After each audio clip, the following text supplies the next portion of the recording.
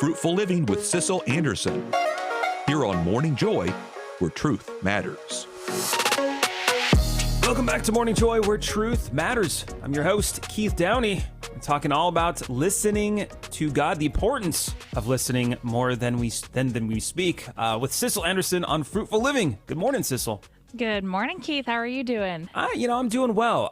When you mentioned kind of the topic this morning, listening, I just realized how bad of a listener I really am. I think it's really a funny topic considering we're on Catholic radio and everyone's listening to us and we are talking a lot because it is sort of a one-sided conversation, you know what I mean? Like, it's not like, people on our YouTube chats can respond to us, but it's not like we're talking to a group of people. So I thought it was kind of funny. Let's talk about listening more than talking, but maybe not right now because we'll have dead radio and then the engineers will get a bunch of alarms saying that we're off the air. Yeah, Tim won't be happy about that if we just stop talking. No, not at all.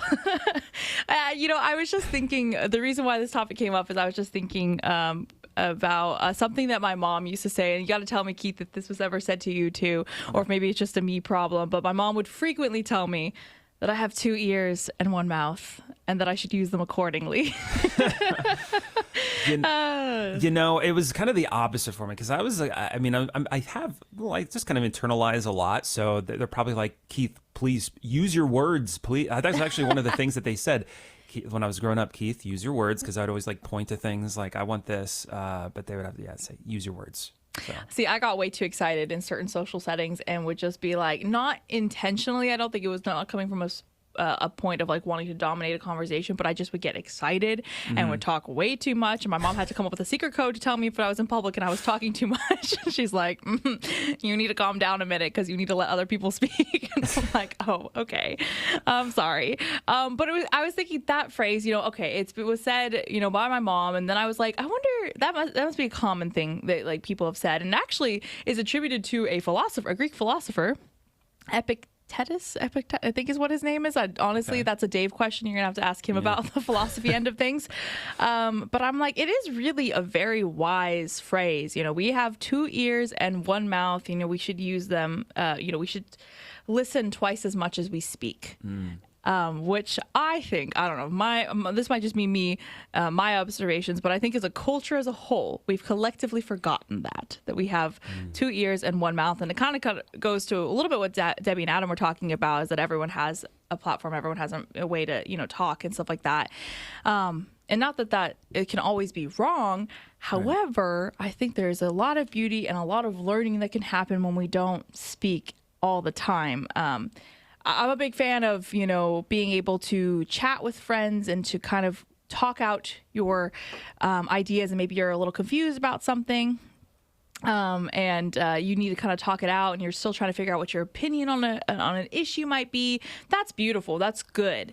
Sometimes, however, there are times where we just start speaking and we're not hearing what other people are saying at all. And we're just speaking at them. They're speaking at us. And it's just like, where is that connection? Where is that, like, seeing them as a child of God? We have like internet battles, and that's a whole thing. Listening is so, so good for us. It's such an important thing for us to be able to do. And I think that's why God gave us 2 ears and 1 mouth, is because he wanted us to remember that the importance of hearing other people. I mean, I'm sure you've had this experience before, Keith, where I know I've done this before, and I'm guilty of this, where you're talking to someone, maybe you're having a friendly debate or something like that, and you're talking to them, they're giving their response, and you're not actually listening to their response, you're listening to your next response. You're like just completely missing whatever it is that they're saying. And that could be like, kind of funny on a low level, but when you're talking about like big issues, and we as a country, we have a lot of big issues that we're trying to talk about, and just having a conversation about these things just doesn't happen anymore without throwing out, personal attacks and things like that. But it might help a little bit if we both listened slightly more. just a little. Yeah, and you see it, like you said, in politics. You see it on the internet, and it's even within our own church, at least on the internet, I should say. You see people like talking at each other, not necessarily to each other. It's like you said, people are talking, but then as soon as they're done, they're either seeing or listening to somebody, and it's literally one ear out the other, because they're thinking about, oh, they just said this. Well, I'm going to try to think about something else to combat what they just said. I frequently have like built up arguments in my head about how I'd respond to things, and it's so silly. I'm like sitting there going like, "Oh, I have the best comeback ever," and it's like, okay, calm down, Sissel. It's not always about having the best comeback, okay? Because with evangelizing too, it's really, really important that you listen. And not that you stay in the listening stage forever. I think I was reading some article the other day that was something like listening is like pre-evangelization, because you kind of need to know the person you're talking to. You have to know where they're coming from, what their experience is, because the things that you say might just fly off of them because they're like, but I've had this experience in my life. I've been hurt in this way. And they're just not even going to listen to what you have to say. The good news that you're trying to present to them is just not going to fall in. Their ears are not open to it. But when you listen to them and listen to what their life experience has been, not that you can't necessarily sit there and you may not be able to say, yes, that was a great thing that you did in your life, or I agree with the way you're living your life now, but just simply being able to listen and show that you actually care about what's happened in their life is a big thing in evangelization. Like a lot of Protestant churches it's sometimes a little bit of a numbers game when they have like vacation Bible school for the kids in the summer. And I grew up going to a lot of these, and it would be at the end of the week, all right, who here is going to accept Jesus into their heart? And I'm not going to lie, one time I wanted to run up because they were giving away Bibles and I wanted a free Bible. Hey, yeah. But like, they're kind of like at the end of the day, like we saved, 15 children, and stuff like that. That's, maybe questionable on the evangelization element of it, because they didn't really at the end of the day know me or what my story was.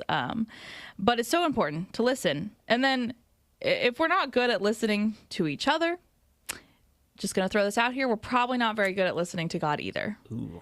And that is very, very important in our prayer life, is just listening, because of course the Lord wants to hear everything going on in our lives. He wants to speak with us, but it's a conversation. It's not one-sided like on the radio right now. That's right. It's nothing like the radio. 100% agree. Yeah, so it was something that's been on my mind for a minute, is that that listening is a very beautiful way to not only connect with people, and there's also some saints that I think kind of fall under this. I was trying to think in my head, I was like, okay, what saint would be big on listening? And one that came to mind, a couple of them. Well, one was Saint John Vianney, depending on I don't know how people say that, but I feel like I say it differently each time. He, because he is like patron of the parish priests, and he was known to listen to confessions for hours and hours, and also just to listen and talk to people. And he was talking a lot about how like important that was, and that it could like a conversation like that could save lives. That having, talking to someone in that situation. I mean, whatever the situation is, whether if you're like actually talking to someone when you're out and about, we're really bad about conversing just in general when we're out and about, because we're very much like, I gotta go in, I'm gonna go get my bananas and my my peanuts that I need, and I'm gonna leave, and that's about it. And we're like only worried and concerned about ourselves. But when we can go outside of ourselves, like if a friend texts and says, I really need to talk, are you like sitting there going, oh, I have too many things to do right now, I got to do this later? Or are you able to stop and like put those other things aside and actually listen to whatever it is that they're saying? And again, if we can't do that with them, it's unlikely, and it's going to be really difficult for us to do that with God. And it kind of goes back to the litany of humility. Let me not be praised while others are praised. Let others be held higher than I am. And just remembering that, while there are a lot of people who are very gifted in speaking and gifted in saying some really beautiful wisdom, I think they sometimes only got there by listening for a very long time. And we kind of sometimes jump the gun, and we just want to be that voice. And sometimes they're like, oh, I think I have the perfect way to respond. I've worked in young adult ministry for a long time, and I've learned a lot of things from people who are much wiser than me. And I think I have the best way of talking about some subject, or I think I have the best solution. And I'll be told by someone who I'm like, no, have you considered this? And I'm like, I really didn't.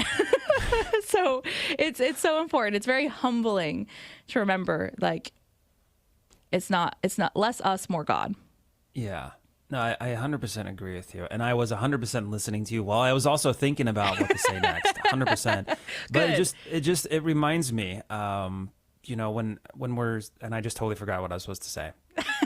You were listening so much to what I was saying that you just were like, you couldn't even think about what else to say, because what I said was so good, right? It was very profound. I got entranced by it all, and then I just lost everything what I was about to say. No, but it all comes down to listen. Oh, here we go. That's what it was. So, and it's our communication devices are iPhones, Android phones. It's very interesting because these are devices meant to communicate with one another, but I don't know if anybody else has out there been doing this, or I have done this, but usually if someone wants to talk, like you said, if someone texts and you want to talk, have a conversation, serious conversation, for me, it's really difficult to just sit down and be in that conversation, because usually I'm like low key putting the dishes away when I'm having a conversation, or I'm doing something else. Like I feel like I have to be doing something while I'm talking on the phone, and that's not very fair to the other person. And then if we're in person and having conversation, having the phone on the table, maybe it's turned upside, on the screen, so the screen isn't showing, but that's still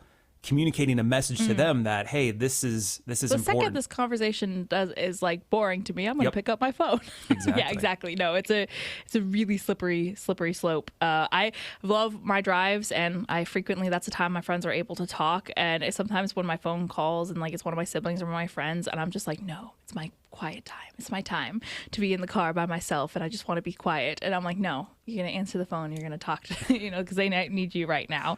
There's a Bible verse too, several Bible verses, but one particularly that Jesus says to his disciples in Luke. He says, take heed then how you hear. Not just to hear, but how you hear. And I think that's really important that the Lord, he actually talks about listening quite a lot in the Gospels. If you go back and read them, he talks about listening because he wants to highlight that importance, because obviously he was needing them to listen to him. Yeah, it's, I kind of go back to thinking really about peak communication. I believe it was when you had to go to your computer, boot up your 56K modem, and then chat with somebody on AOL Instant Messenger. That was like peak communication, because it was intentional. You went on, you're talking with somebody because you're having that conversation. You're done with it, you move on. Yeah, exactly. That was it. That was it. It's peak communication right there. Oh, yes, indeed. Yeah. Well, again, the more you listen, the less you talk, the less you're going to put your foot in your mouth too. So especially you'll understand people a little bit more, and you won't say anything you're going to regret. Absolutely. Well, thank you so much for bringing that to our attention there, Sissel. You're also the producer for Back to the Father, so we can listen and hear you on Friday afternoons on YouTube. Also the host of Young and Present in Dallas. Thank you so much again, Sissel, for coming in every single Wednesday on Fruitful Living. But that's the end of our first hour. Can you believe it? It went by so quickly. If you're going to be on your way, maybe to Mass, the Holy Mass, please pray for us. Otherwise, stay tuned, because there's a whole nother hour happening on Morning Joy, where truth matters. We've got David Magallanes with a special guest, a priest that was about to be a professional football player. It's going to be a very interesting conversation. Tomorrow on Morning Joy, though, we're talking with Alan Smith. It's going to be all about the Eucharistic Congress and Eucharistic adoration and so much more. But if this is us parting ways, God bless. Make it a joyful day. If you're staying with us, we'll see you right after this break on Morning Joy, where truth matters. This has been Morning Joy, where truth matters, hosted by Keith Downey. Take some joy with you today. Visit grnonline.com/joy to listen again, share a segment, or answer the question of the day. That's grnonline.com/joy.